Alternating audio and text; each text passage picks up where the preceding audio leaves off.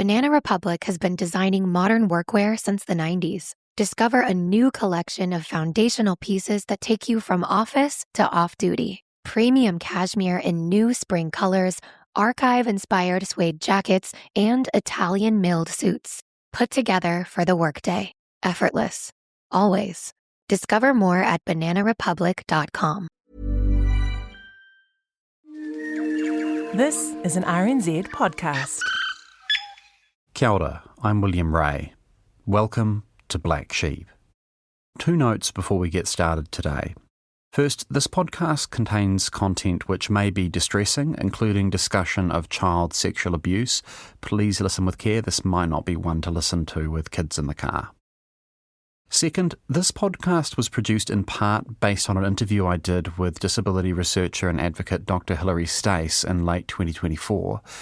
And a few months after that interview, Dr Stace very sadly passed away. Dr Stace was a well-known and well-loved figure in New Zealand's disability community, and I personally always found her a very generous and thoughtful person to work with. So I just wanted to express my appreciation for her help in working on various projects over the years, including Black Sheep and Nellie's Baby, and to give my condolences to her friends and whānau. I ngā ko aroha ana.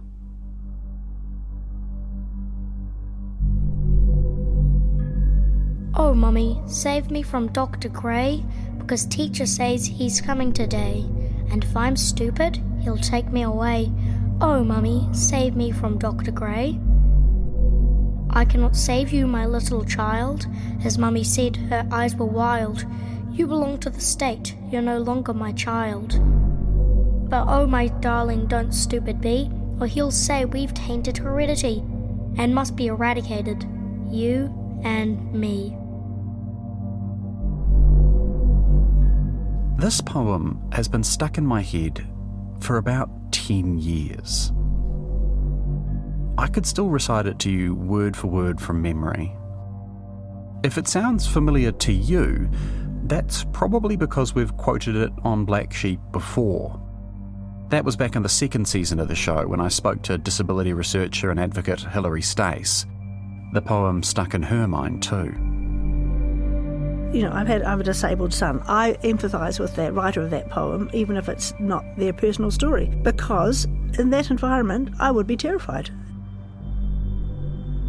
Usually on Black Sheep, we look at the histories of villainous or controversial individuals. But in that episode, we instead looked at a particularly nasty idea: eugenics. But I did always wonder about the individual named in that poem, Dr Theodore Gray, head of New Zealand's Mental Hospitals Department from 1927 to 1947. Dr Gray was responsible for the creation of New Zealand's first so-called psychopaedic hospitals, places which specialised in the care of intellectually disabled children. Although calling it care is probably being a bit too charitable. Gray also lobbied for a law which vastly increased the power of the state to find and detain people of all ages who were described, in the language of the time, as mental defectives. But the question I feel like I didn't quite answer in that episode we did 10 years ago about the history of eugenics was Dr. Gray a sort of uniquely terrible child-stealing boogie monster? Or was he just another cog in some sort of horrifying eugenic machine?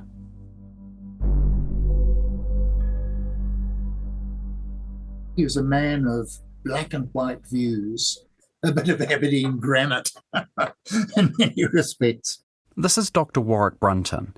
He's a historian who wrote about Dr Gray for the Dictionary of New Zealand Biography. He was the son of a blanket factor in Aberdeen. A factor, by the way, is an old-fashioned word for a merchant. So he was sort of like a blanket wholesaler. And went to school and university there and graduated in medicine.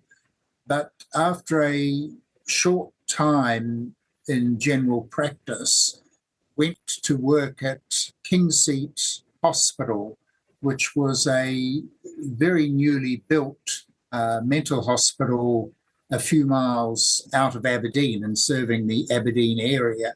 Dr Gray would later name the King's Heath Psychiatric Hospital in Auckland after the one he'd worked at in Aberdeen. These days it's probably better known as Spookers. Theodore Gray didn't last long in general practice, and he didn't last long at King's Heath either. He left after 4 years. Reputedly because his contract there didn't allow medical staff to marry. They didn't allow medical staff to marry? That seems extraordinary to me. So he claimed.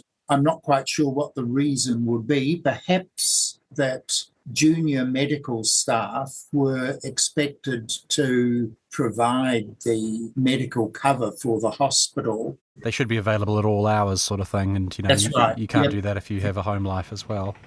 That's right, yeah. So, Theodore Gray left Aberdeen and jumped on a ship bound for New Zealand, looking for love maybe, but also looking for a place that was open to new ideas. Here's Dr Hilary Stace again. I mean, he was a young doctor. He came to New Zealand when he was only in his late 20s, and he sounds like a man who was thinking how things could be improved. And at that time in Scotland, there was a lot of people coming to New Zealand, particularly people with, so-called liberal ideas, had this view of New Zealand as somewhere new and fresh, where you could do interesting things. Well, it was sort of that, wasn't it? I mean, it's that whole, social laboratory idea that New Zealand doesn't have these sort of hidebound institutions which are, nothing can change. It's very conservative back in Britain. Yeah, well, he comes in 1911, and 1911 is really interesting in New Zealand because the eugenics movement was really gathering steam. Then there was the book by Chappell that had come out a few years earlier. The book Dr Stace is talking about is The Fertility of the Unfit, published in 1903 by William Chappell, who was both a medical doctor and a member of New Zealand Parliament. And we're going to have to take a wee tangent to talk about this book because it explains a lot about the waters Dr Gray was swimming in as a young psychiatrist coming up in New Zealand. The Fertility of the Unfit starts by explaining there are essentially two types of people, fit and unfit. The first sort of people are intelligent, sober, hard-working citizens. The second sort are, well, Dr Chappell describes them as mental and moral and physical defectives who are unable or unwilling to support themselves according to the recognised laws of human society. They include the criminal, the pauper, the idiot and imbecile, the lunatic, the drunkard, the deformed and the diseased. Now, maybe it struck you like it struck me that it's kind of weird to have all those things jumbled in together in one category. We wouldn't combine them all like that today. But this was quite common thinking for Dr. Chappell's time. He argued that all these things were essentially a sort of genetic disorder. Fit parents produced intelligent, hard-working children, and unfit parents produced these feeble-minded children who grew up to be criminals and drunks and deformed and whatever else. And in Dr. Chappell's mind, that was a big problem because, at least according to him, the unfit were breeding faster than ever before. Crime, insanity and pauperism are increasing with startling rapidity. The true cause is to be found deep down in biological truth. Society is breeding from defective stock. His solution was simple. The state can arrest the gradual degradation of its people by sterilising all defective women and the wives of defective men falling into the hands of the law. No woman in the childbearing period of life should be released from an asylum until this operation has been performed. If a man is committed, his wife should have the option of divorce or be sterilised before his release.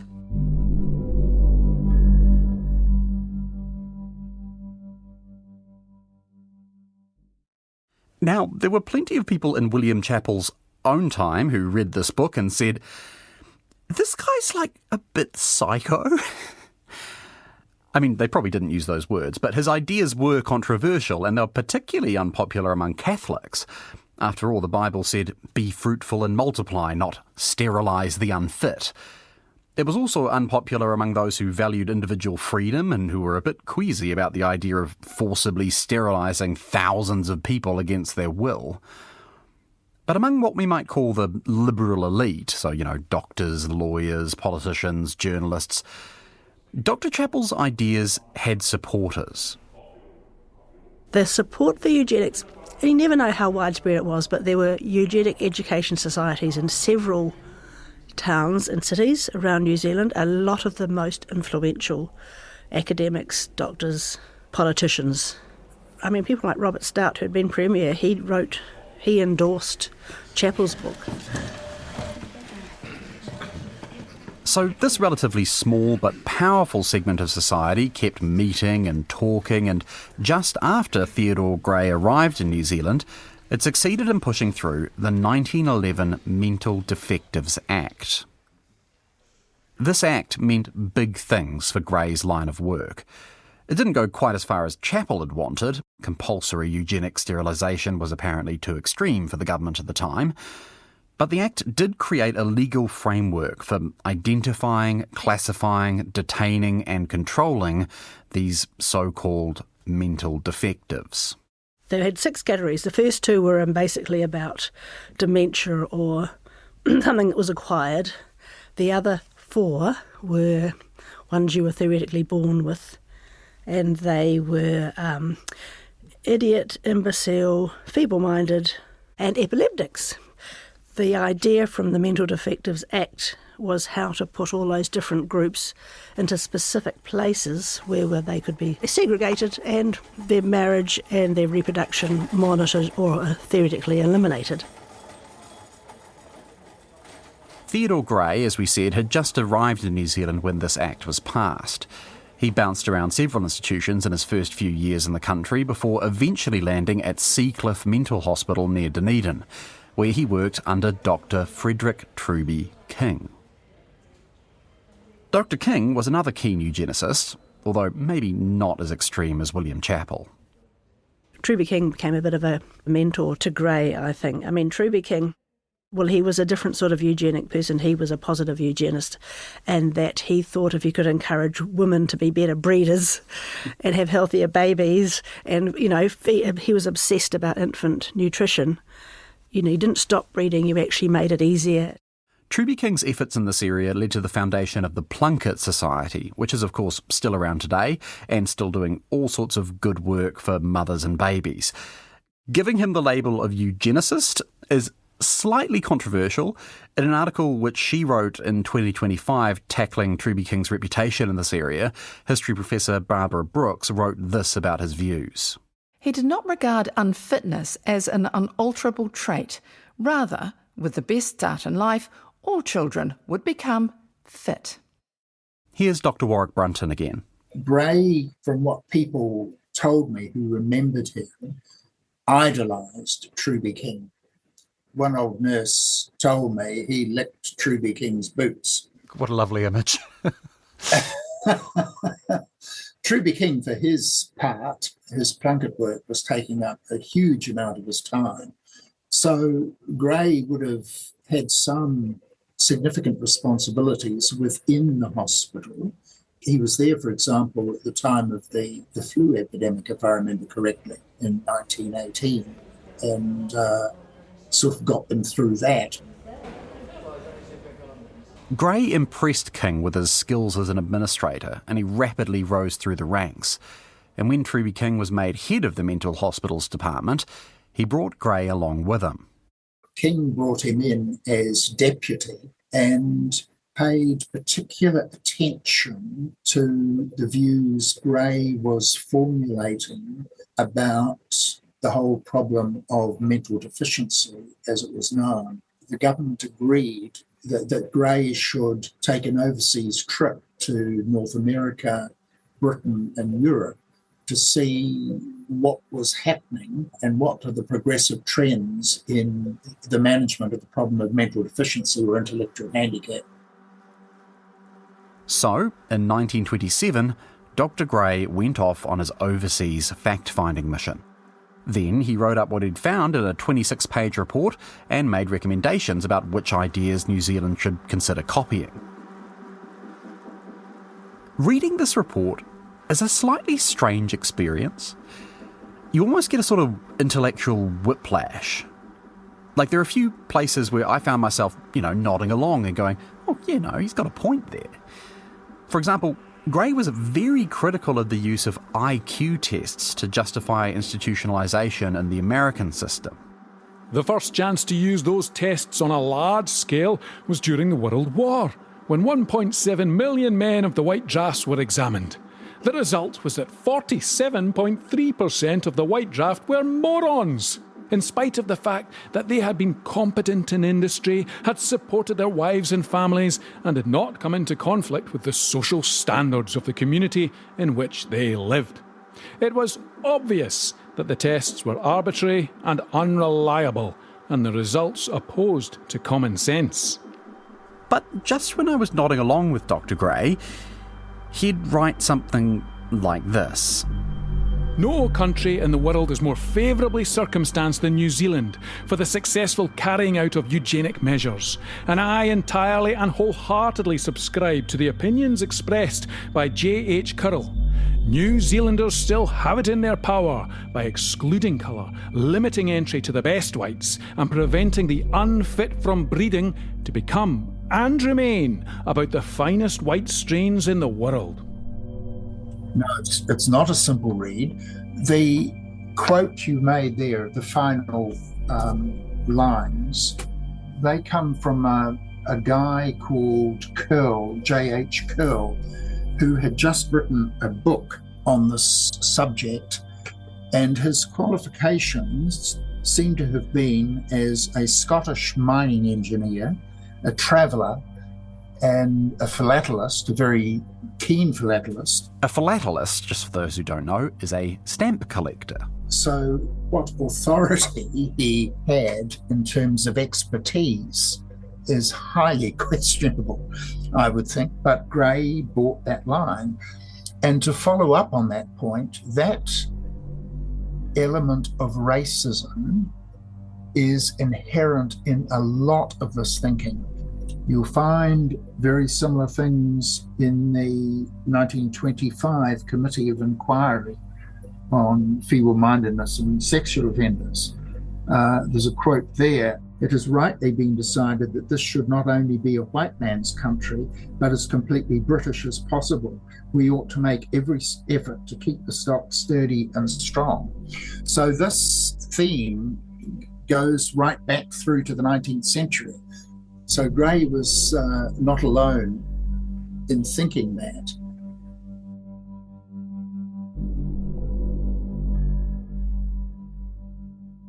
But your other point about IQ tests, the report is very telling to me by the decided views Gray had on a lot of subjects. Psychotherapy, for example, elsewhere he dismissed as being captured by armchair psychologists and wiseacre professors. Elsewhere, he conflates it with spiritualism, like sort of psychic mediums. And he is saying that this is fully junk science.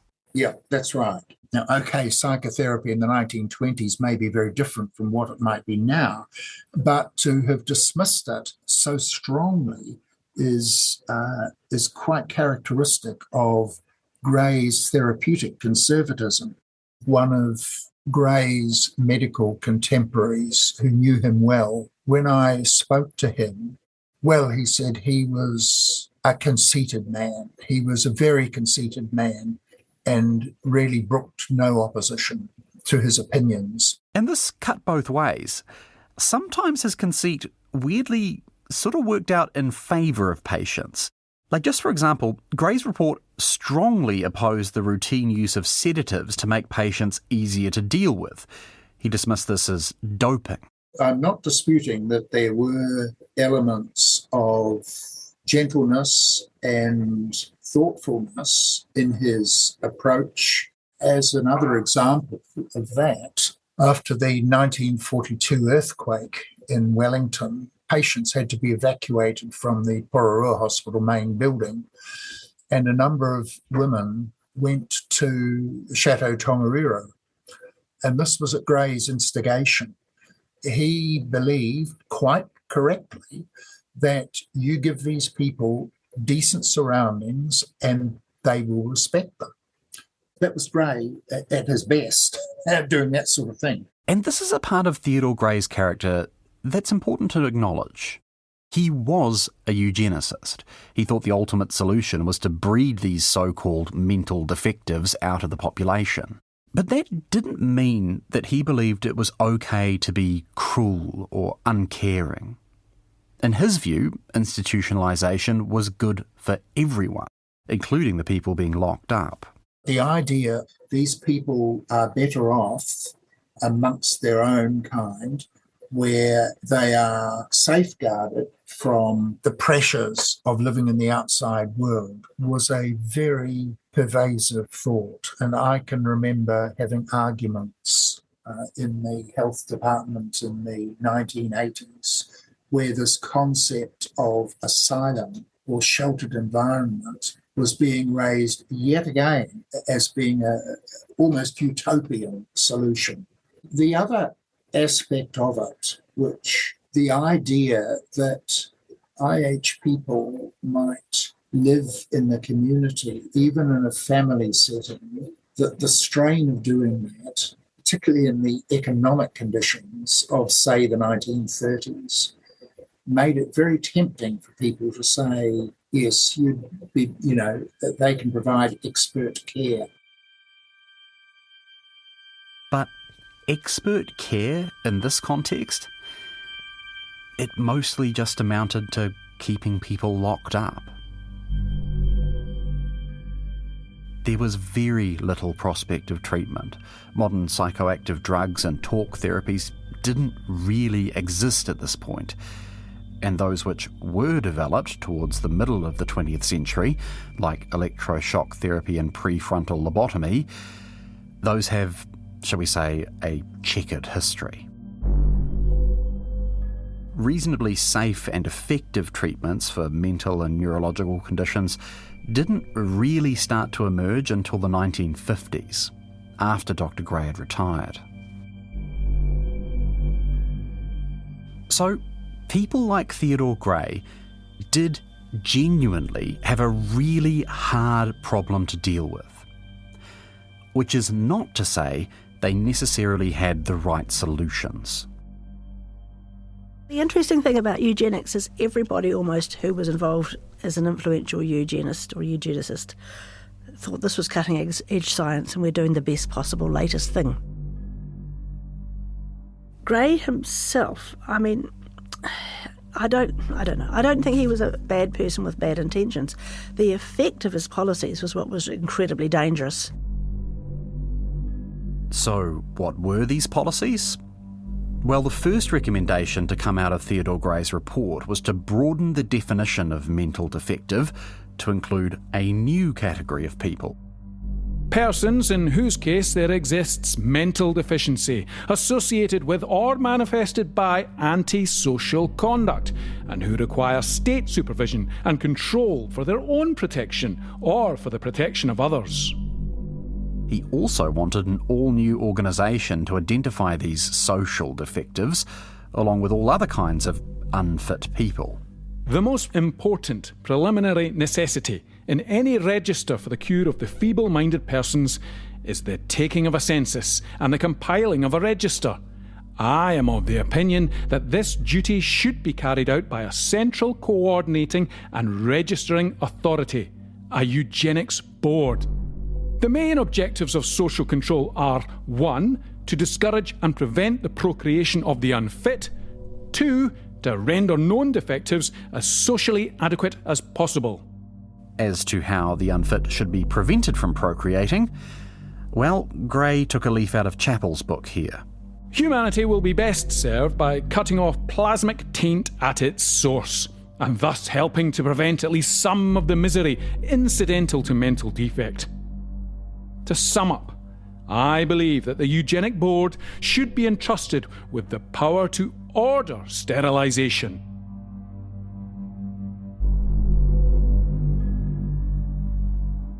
So, Dr. Gray's report was maybe a little more nuanced than the fertility of the unfit, a little softer in some places, but it was saying similar sorts of things. And the government was listening. Mental Defectives Amendment Act 1928, Section 11, Part 1. There is hereby established a special board which shall, in accordance with the terms of this Act, be concerned with promoting the welfare of mentally defective persons. One thing Dr Gray didn't get was the legalisation of eugenic sterilisation. That was still a bit too extreme for the government, especially in an election year. But he got pretty much everything else he asked for, including his new class of social defective. The definition of the term mentally defective person in respect of Section 2 of the Principal Act is hereby amended by adding the following. Class 7, persons socially defective. That is, persons who suffer from mental deficiency associated with antisocial conduct and who, by reason of such mental deficiency and conduct, require supervision for their own protection or in the public interest. This was an absolutely critical change to the law. Because antisocial conduct could mean anything. It could target almost anyone who didn't fit into early 20th century New Zealand society. And the people it targeted most often were children. That's another place where Gray got all new powers. Section 15, Part 1. The Director of Education shall, from time to time, as required, furnish to the Chairman of the Board a return showing the names of and other prescribed particulars with respect to all children in attendance at any public school or registered private school who he has reason to believe suffer from retarded mental development or from mental deficiency, mental disorder or epilepsy. Oh, Mummy, save me from Dr. Gray, because teacher says he's coming today, and if I'm stupid, he'll take me away. Oh, Mummy. When I came to make this episode, one of the first things I did was to look up this creepy nursery rhyme about Dr. Gray. I'd originally read it in a university thesis on the history of New Zealand eugenics and assumed it had come from an old letter to the editor. But when I asked to see the original document at the National Library, it turned out I was wrong. The poem actually comes from a giant pamphlet, like fully an A2-sized poster covered in writing, published by a woman named Elizabeth Bulkley. I couldn't find much out about Bulkley. She seems to have been a professional piano teacher based in Wellington, but whoever she was, she clearly had a bone to pick with Dr Theodore Gray. Dear Sir, will you give me a little of your time and attention while I say a few things about the Mental Defectives Amendment Bill? I do wish that I could get the Honourable Mr Young, whose bill it is, and Dr Gray, who, I take it, is the man behind the bill, quietly, by themselves, to explain what really is the matter with the bill, and have a little heart-to-heart. I should be very careful not to upset them, because I do realise that they must be suffering from nervous strain at the present time. Elizabeth Bulkley paints Dr Gray and his supporters as essentially paranoid, jumping at shadows. Sure, she accepts there are defective people out there who need to be locked up for their own good and the good of society, but she thought this whole idea of social defectives was ridiculous. She also slightly takes the piss out of them. Honestly, it's quite an entertaining read. I'm not going to have a heart-to-heart talk with Mr Young and Dr Gray because I realised that it wouldn't be safe. I might be suspected of antisocial tendencies and my name jotted down in readiness for the Mental Defectives Register. Or they, under extreme provocation, might themselves be betrayed into antisocial conduct and cast me out. Such an undignified scuffle. Elizabeth Bulkley then speculates how the bill might affect nursery rhymes of the future. She gives two poems. There's the Oh Mother Save Me from Dr Gray poem, and a second one, which she titled Boogeyman. Dr Gray is a terrible man. Try to escape him if you can. Mind you study and mind you work. Never be idle and never shirk, or you'll be retarded and put on the roll and be shut up and lose your soul. Elizabeth Bulkley doesn't argue against the Mental Defectives Act amendment with the same language and ideas which a modern disability advocate might use. But she could clearly see the risks, and she wasn't alone. This bill was very controversial. When it was going through Parliament, the future Labour Party Prime Minister Peter Fraser fought at every step to block its passage. It was only at the very last moment that the government relented and agreed that it wouldn't go ahead with Dr Gray's recommendation to legalise eugenic sterilisation. So, thanks to the opposition of people like Peter Fraser and Elizabeth Bulkley, we never had legalised eugenic sterilisation in New Zealand. But what we did have was still horrific. They locked me in there. And in the basement, was there a bed? No. Was there any toilet? No, it was just a cold room. Were you allowed any food? No. Right. Can you remember how long you were in the basement? For 24 hours. And how did that feel? Bloody disgusting. This is the testimony of Tony Ryder. He was 15 years old when he was sent to Templeton, an institution set up just a year after Dr Gray became the head of the mental hospitals department. He described abuse at the hands of staff, including that incident where he was locked in a basement after being incorrectly blamed for starting a fire. But that wasn't the worst that happened to him at Templeton. Just a warning, this part may be distressing to listen to, and if you don't want to hear it, skip forward about 45 seconds. Now, last time we were talking, you told us about a time with you and where tied you to a bed. Yep. And I understand that happened in the boys' dormitory. Yep. And everybody else was at school? Yep. Can you tell us what happened that time? He was going to kill me, like electrocute me. Mm-hmm. And that's all I remember. Right. No, I screamed. Right. Did he do anything sexually to you that time? He was playing around with me. The Royal Commission interviewed hundreds of people with stories just like Tony's, people who were abused and neglected in government institutions. And the anxieties of Dr Gray's critics, like Elizabeth Bulkley back in 1928, were echoed by the Commission. They found a lot of kids ended up in state care because basically they came from poor families and were having a bit of trouble at school. Maybe they talked back to the teacher one too many times. Maybe they were just struggling with their homework because life was tough at home. Maybe they were grieving. Who knows? That could be enough to see them labelled socially defective. Although, interestingly enough, this diagnosis didn't see that many people institutionalised in Theodore Gray's time. Up until the mid-1940s, so-called social defectives only ever made up less than 0.5% of the population at mental hospitals, basically because that diagnosis was just so controversial. Things would change after Dr Gray's time. In the 1950s, moral panics over teenage misbehaviour saw the rise of new types of institutions, which were equally rife with abuse. But that's a whole other, equally horrible story. Gray retired in the 1940s, and the Royal Commission only looked back as far as the 1950s. The people who could tell us what was going on when Gray was in charge of the department mostly died without ever getting the chance to share their stories.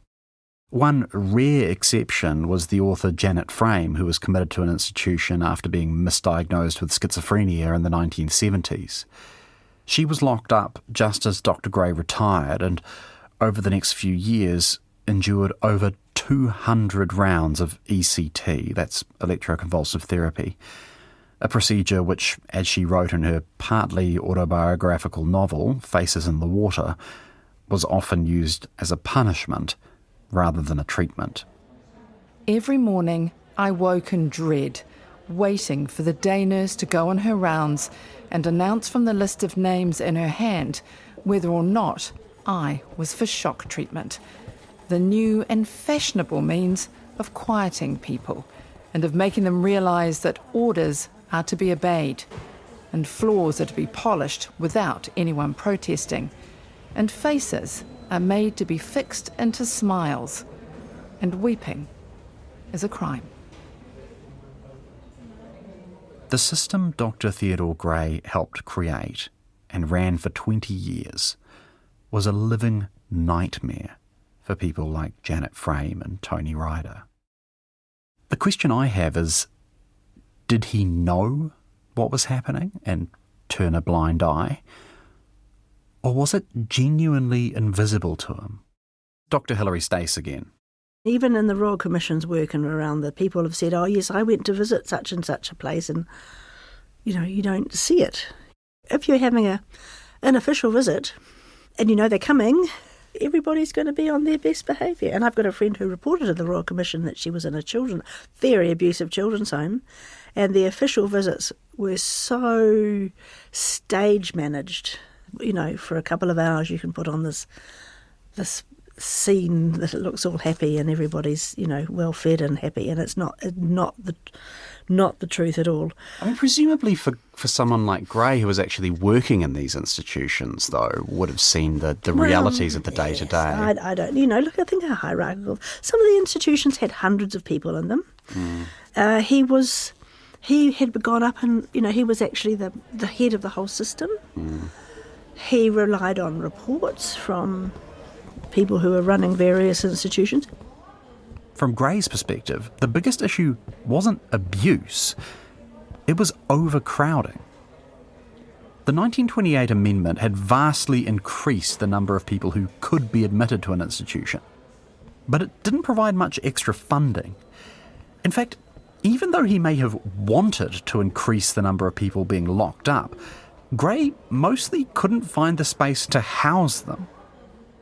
Through the 1930s and 40s, the number of patients in mental hospitals more or less stayed in line with population growth, increasing from just over 6,200 in 1927 to just over 9,000 in 1946. What did change was the type of patients being admitted. Warwick Brunton says the proportion of patients who are categorised as mentally defective, that is, people who we'd probably now broadly defined as having some sort of intellectual disability, increased from around 12% in the 1920s to about 27% in the 1940s. That change was basically entirely down to Dr. Gray's insistence that these people must be segregated from the rest of society. But as Warwick Brunton explains, even though overall patient numbers didn't rise astronomically, the system was completely overwhelmed. Overcrowding was a constant problem. It was a constant nightmare, aggravated by the fact that mental hospitals never featured highly on the public works programs. As some wise politicians said, there are no votes in psychiatric patients. Conditions in these hospitals became steadily more crowded and unsanitary. There are accounts of human waste being left to fester under floorboards. Some facilities ended up with double the patients they were meant to house, with patients sleeping on mattresses on the floor in any space that could be found for them. To save money and theoretically improve living conditions, Gray advocated decommissioning the old Victorian-style Gothic stone asylums and building more so-called farm colonies, which housed patients in wooden villas. They were sort of self-contained communities of about 40 to 50 patients scattered around a campus.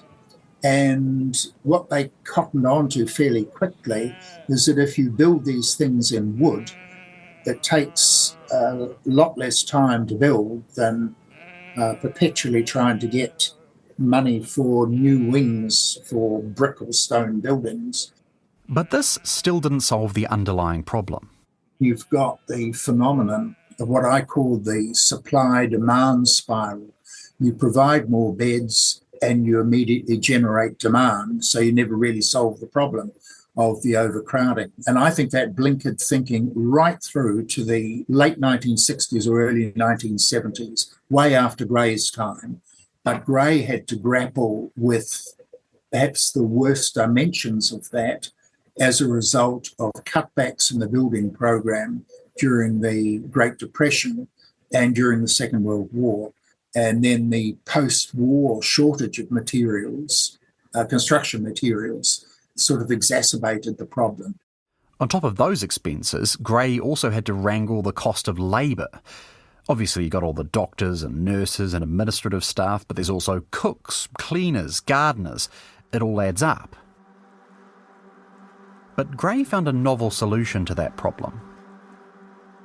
What were known as worker patients, that is, patients who were active enough to be employed around the hospitals.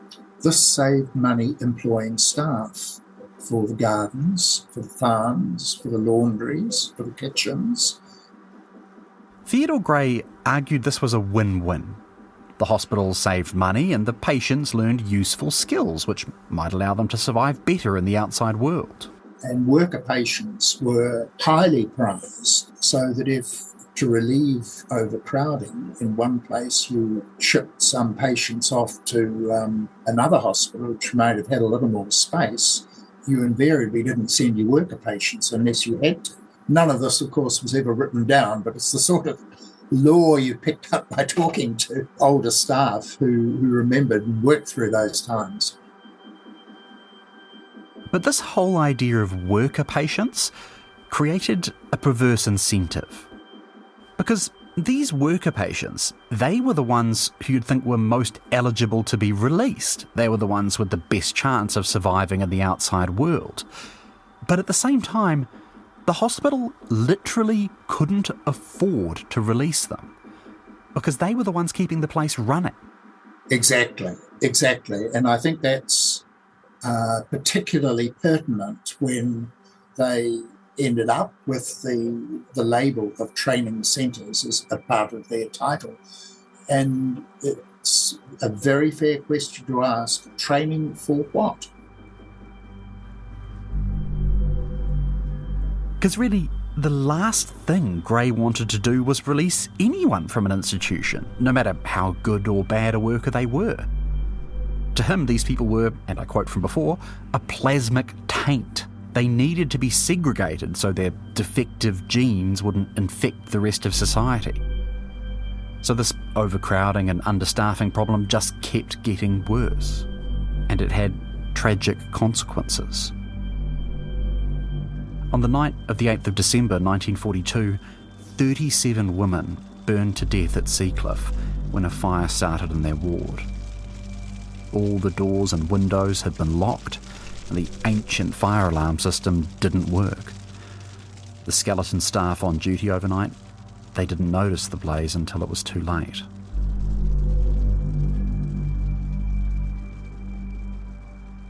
The short staffing reached a point where industrial action was taken by psychiatric nurses in 1946.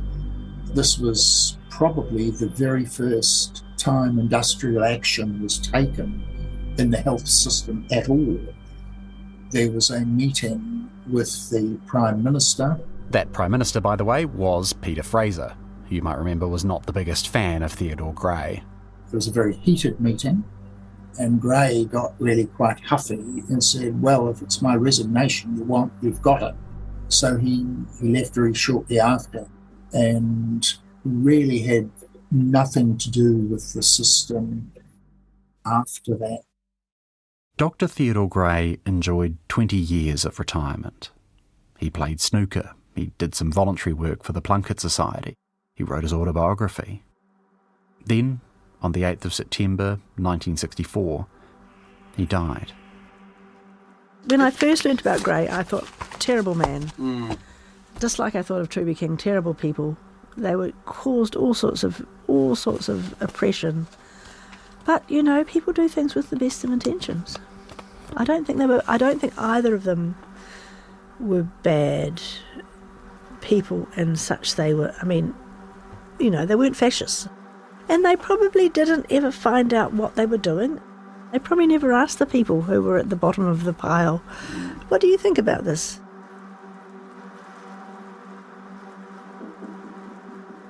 Theodore Gray retired just before the beginning of the modern disability rights movement.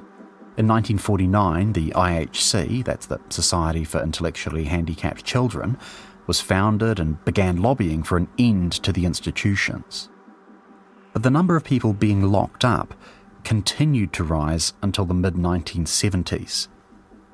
By that point, Dr Stace estimates 2% of New Zealand's population had spent some period of time in an institution.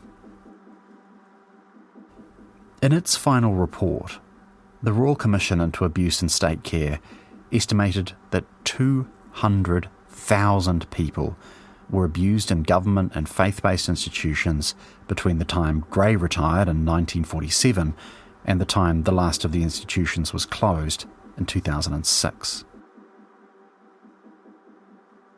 Tony Ryder got out of Templeton in 1993. When he spoke to the Commission in 2022, he was living in a flat in a sort of assisted living situation in Christchurch. He had flatmates and friends.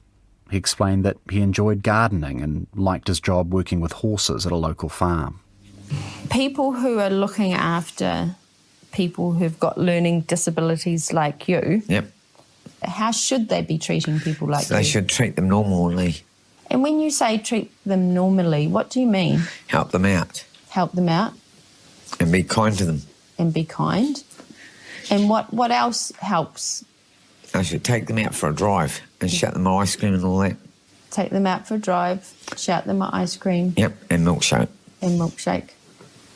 Tony, are you telling us that you want to be treated just like anyone else Yep. in New Zealand? Yep. That's right. Okay. I just be myself.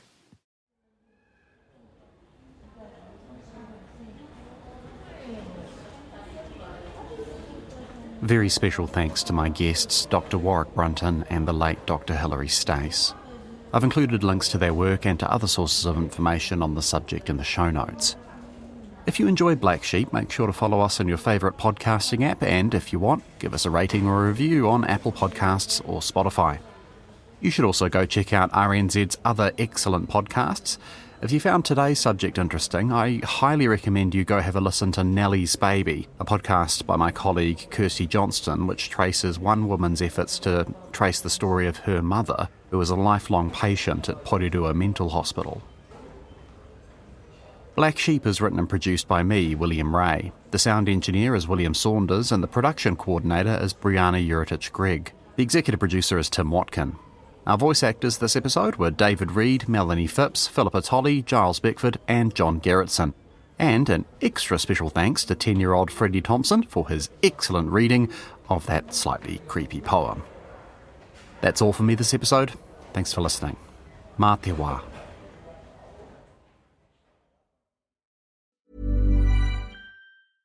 Banana Republic has been designing modern workwear since the 90s. Discover a new collection of foundational pieces that take you from office to off-duty. Premium cashmere in new spring colors, archive-inspired suede jackets, and Italian milled suits. Put together for the workday. Effortless. Always. Discover more at bananarepublic.com.